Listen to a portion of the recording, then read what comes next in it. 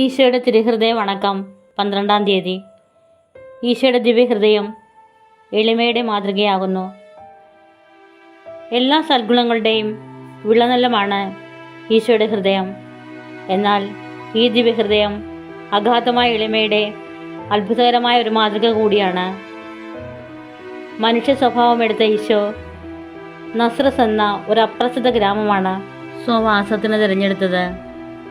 Jerusalem പോലുള്ള പട്ടണങ്ങളിലെ സുന്ദരങ്ങളായ കൊട്ടാരങ്ങളൊന്നും അവിടുന്ന് സ്വീകരിച്ചില്ല.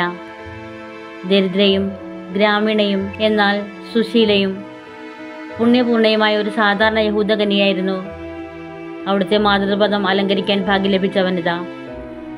അജ്ഞാതനും ദരിദ്രനുമായ ഒരു മരപ്പണിക്കാരനായിരുന്നു അവിടുത്തെ വളർത്തുപിതാവായ യൗസേപ്പ്. നീതി നിർവഹണത്തിനുള്ള നിഷ്ഠയും താല്പര്യവുമായിരുന്നു അദ്ദേഹത്തിൻ്റെ ഏകധനം. സാധാരണക്കാരനായ ഈ രണ്ട് വ്യക്തികളുടെ ഇംഗിതങ്ങൾക്ക് കീഴ്വഴങ്ങി 30 വർഷത്തോളം അവിടുന്ന് വസിക്കുന്നു. മനുഷ്യരെ രക്ഷിക്കുവാൻ വന്ന ദൈവപുത്രൻ്റെ ഈ അജ്ഞാതവാസത്തിൻ്റെ രഹസ്യം ഇന്നും ആരും പൂർണ്ണമായി മനസ്സിലാക്കിയിട്ടില്ല. വിദ്യാഭ്യാസത്തിലോ ധനസ്ഥിതിയിലോ മികച്ച വ്യക്തികളായിരുന്നില്ല ഈശോയുടെ ശിഷ്യന്മാർ. 1-ാമത്തെ മാർപ്പാപ്പയായി തിരഞ്ഞെടുത്ത വിശുദ്ധ പത്രോസ് അവിശ്വാസിയും ഗുരുവിനെ പല പ്രാവശ്യം ഉപേക്ഷിച്ചവനുമായിരുന്നു. ദരിദ്രരുടെയും പാപികളുടെയും ഇടയിലാണ് ദിവ്യനാഥൻ പ്രവർത്തിച്ചത്. അവിടുന്ന് സ്നേഹിച്ചതും മറ്റാരെയുമല്ല, വിശ്വത്തിന് ഗ്രഹിക്കാൻ കഴിയാത്ത സ്വർഗീയ രഹസ്യങ്ങളെ മീൻപിടുത്തക്കാരോടാണ് അവിടുന്ന് ഉപദേശിച്ചത്. ഇതെല്ലാം എളിമയുടെ ഔന്നത്യം നമ്മെ ഗ്രഹിപ്പിക്കുന്നതിന് വേണ്ടിയായിരുന്നു. ഈശോയുടെ പ്രഭാഷണങ്ങളിലെല്ലാം എളിമയെപ്പറ്റി പ്രസ്താവിച്ചിട്ടുണ്ട്. സാധുശീലവും ഹൃദയ എളിമയും നിങ്ങൾ എന്നിൽ നിന്ന് പഠിക്കുവിൻ. നിങ്ങൾ ശിശുക്കളെ പോലെ ആകുന്നില്ലെങ്കിൽ സ്വർഗത്തിൽ പ്രവേശിക്കുകയില്ല. അഹംഭാവികളോട് ദൈവം മത്സരിക്കുകയും എളിമയുള്ളവർക്ക് തൻ്റെ ദാനങ്ങൾ നൽകുകയും ചെയ്യുന്നു. ഈ ദിവ്യവചനങ്ങളെല്ലാം എളിമയുടെ അഭ്യാസത്തെ തീവ്രതപ്പെടുത്താൻ ഉദ്ദേശിച്ചിട്ടുള്ളതാണ്. അഹങ്കാരം സകല ദുർഗുണങ്ങളുടെയും ആരംഭവും സകല തിന്മകളുടെയും മാതാവുമാണ്. ശുദ്ധത വിലമതിക്കത്തക്ക പുണ്യമാണെങ്കിലും എളിമയാണ് ഏറ്റവും ആവശ്യമായ പുണ്യമെന്നാണ് വിശുദ്ധ ബെർണാഡ് അഭിപ്രായപ്പെടുന്നത്.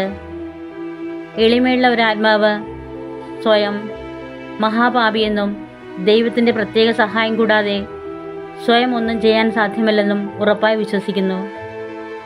അന്യന് ലഭിക്കുന്ന ആധ്യാത്മികവും ഭൗതികവുമായ നന്മകൾ സ്വന്തം എന്ന പോലെ വിചാരിച്ച് സന്തോഷിക്കുകയും നേരിടുന്ന മാനസികവും കായികവുമായ വേദനകളിൽ ദൈവതിരുമനസ്സിന് കീഴ്വഴങ്ങി ഏറ്റവും സംതൃപ്തിയോടെ അവയെ സഹിക്കുകയും ചെയ്യുന്നു. അഹംഭാവത്താൽ വ്രണപ്പെട്ട എൻ്റെ ആത്മാവേ, നീ എന്തുകൊണ്ട് ഇത്ര ഗൗരവഭാവം നടിക്കുന്നു?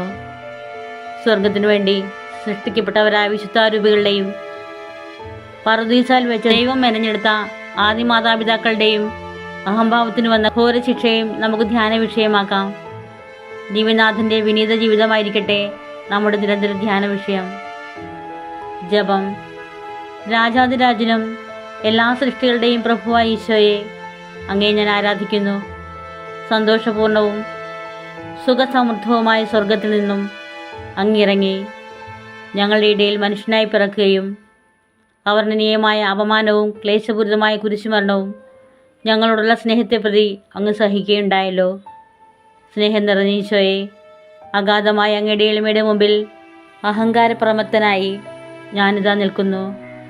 അങ്ങയുടെ ദിവ്യഹൃദയത്തിൽ നിന്നും പുറപ്പെടുന്ന എളിമയുടെ പ്രകാശക്കതിരുകൾ എൻ്റെ ഹൃദയത്തിലും തട്ടുവാൻ അനുഗ്രഹം ചെയ്യണമേ. കർത്താവേ, അങ്ങേ മണവട്ടിയായ തിരുസഭയ്ക്ക് പൂർണ്ണ സ്വാതന്ത്ര്യം കൊടുത്തരണമേ. ഞങ്ങളുടെ പിതാവായ പരിശുദ്ധ പാപ്പായെ സംരക്ഷിക്കണമേ.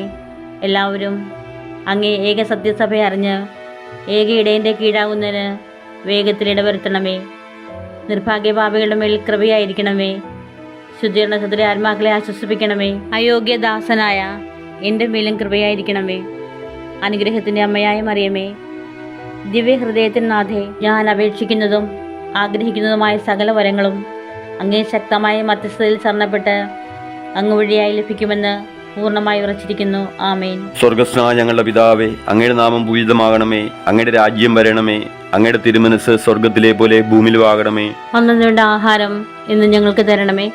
ഞങ്ങളോട് തെറ്റ് ചെയ്യുന്നവരോട് ഞങ്ങൾ ക്ഷമിക്കുന്നത് പോലെ ഞങ്ങളുടെ തെറ്റുകൾ ഞങ്ങളോട് ക്ഷമിക്കണമേ. ഞങ്ങളെ പ്രലോഭനത്തിൽ ഉൾപ്പെടുത്തരുതേ, തിന്മയിൽ ഞങ്ങളെ രക്ഷിക്കണമേ.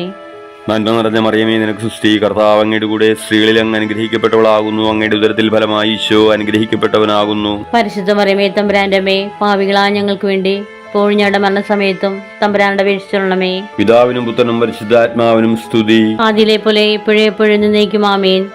സുകൃത ജപം. ഹൃദയശാന്തതയും എളിമയുമുള്ള ഈശോയുടെ ദിവ്യഹൃദയമേ, എൻ്റെ ഹൃദയം അങ്ങേ ഹൃദയത്തിന് സാദൃശ്യമാക്കി അരുളണമേ. സൽക്രിയ. ആരെങ്കിലും ഇന്നും നമ്മെ പരിഹസിക്കുന്നുവെങ്കിൽ മൗനമായിരുന്ന് ദിവ്യഹൃദയ സ്തുതിക്കായി സഹിച്ചുകൊള്ളുക.